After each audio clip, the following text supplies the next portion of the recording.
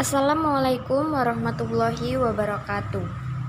Perkenalkan, nama saya Siska Novarianti Soleha, NPM 50200072. Saya dari kelas 2B Program Studi PGSD. Baiklah, di sini saya akan menjelaskan sedikit materi tentang pendidikan karakter dengan dosen pengampu yaitu Bapak Tio Gusti Satria, Magister Pendidikan. Di sini saya akan membahas tentang mahasiswa mampu memahami penilaian otentik dalam konteks penilaian karakter. Ada 4 poin. Poin yang pertama yaitu konsep dasar penilaian otentik. Yang kedua, bisakah karakter anak diukur atau dinilai? Yang ketiga, strategi pengembangan penilaian karakter berbasis penilaian otentik. Dan yang keempat, mengembangkan model penilaian karakter berbasis penilaian otentik. Baik, langsung saja kita ke poin yang pertama yaitu konsep dasar penilaian otentik. Penilaian otentik didefinisikan sebagai seperangkat tugas yang dikemas dalam konteks yang bermakna bagi mahasiswa sehingga memungkinkan siswa membuat hubungan antara pengalaman nyata dengan ide-ide yang dipelajarinya di sekolah. Dalam prosesnya, penilaian otentik berfokus pada kemampuan pemecahan masalah yang memerlukan kemampuan berpikir tingkat tinggi dan berfokus pada tahapan belajar yang lebih kompleks. Penilaian otentik tidak hanya berkenaan dengan kemampuan siswa menjawab pertanyaan bagaimana layaknya penilaian tradisional. Penilaian otentik dikembangkan untuk menemukan apa yang siswa tahu dan apa yang siswa bisa lakukan dengan pengetahuannya tersebut.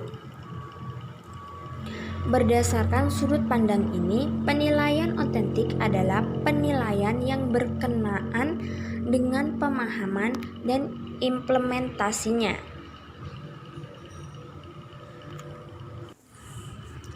Poin yang kedua yaitu bisakah karakter anak dinilai atau diukur.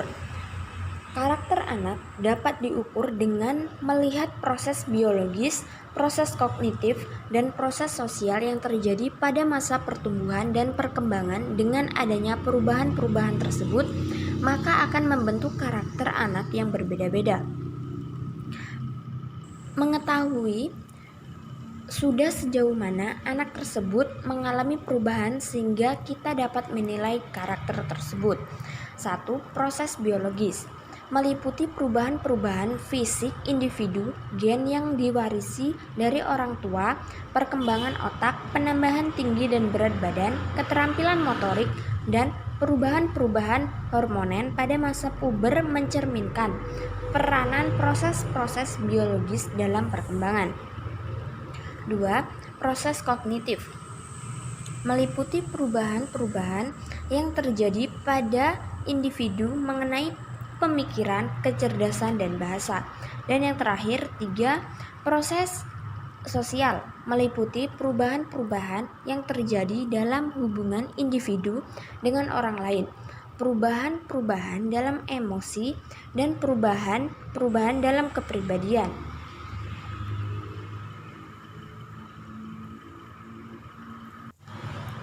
Poin yang ketiga yaitu strategi pengembangan penilaian karakter berbasis penilaian otentik.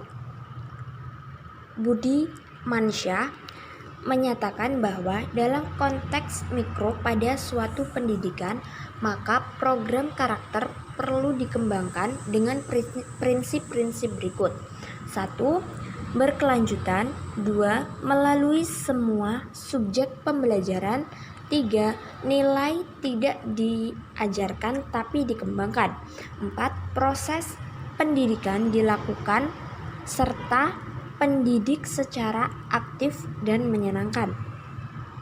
5. Menyelenggarakan kegiatan yang mengembangkan kepribadian. Adapun program yang dilakukan di sekolah untuk mendidik karakter. 1. Mengembangkan model pembelajaran berbasis karakter.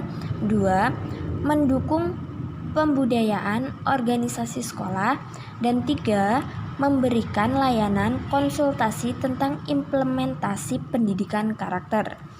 Pembentukan karakter individu harus diawali dari lingkup terkecil, misalnya di lingkungan keluarga dan sekolah, dan lingkungan tempat tinggal, terutama pada saat individu tersebut berada pada tingkat sekolah dasar. Hal ini akan sangat efektif dan tepat sasaran karena anak pada usia tersebut masih memiliki pemikiran-pemikiran yang segar dan sangat penting untuk ditanamkan karakter. Baik atau buruknya karakter dan perilaku seseorang ketika dewasa ditentukan dari penanaman karakternya saat dini.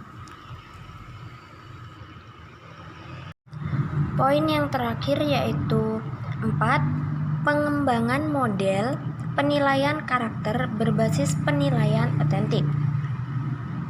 Penilaian otentik akan mampu memberikan gambaran perkembangan belajar siswa. Penilaian otentik ini akan membawa pengaruh positif bagi berlangsungnya pembentukan karakter peserta didik. Pengaruh tersebut diantaranya: 1. Peserta didik akan selalu terbiasa mengerti baik dan buruknya sesuatu.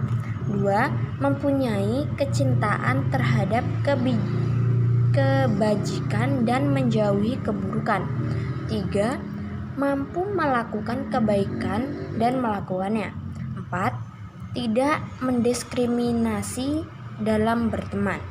Para guru sering memiliki setidaknya seorang anak yang kurang diterima oleh teman-temannya.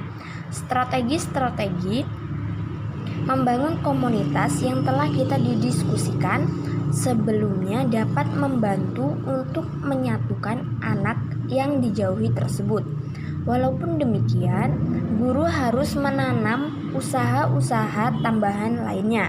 Hal tersebut merupakan model penilaian karakter berbasis penilaian otentik. Model pendidikan karakter dilakukan melalui 3 modus, diantaranya: A. Melalui penguatan pendidikan karakter. B. Mengoptimalkan bimbingan layanan konseling. C. Menyelenggarakan sosialisasi, pengamatan, studi tour, perkemahan yang mengarahkan siswa berkarakter baik. Baik, cukup sekian yang dapat saya sampaikan. Saya akhiri. Wabillahi taufiq wal hidayah. Wassalamualaikum warahmatullahi wabarakatuh.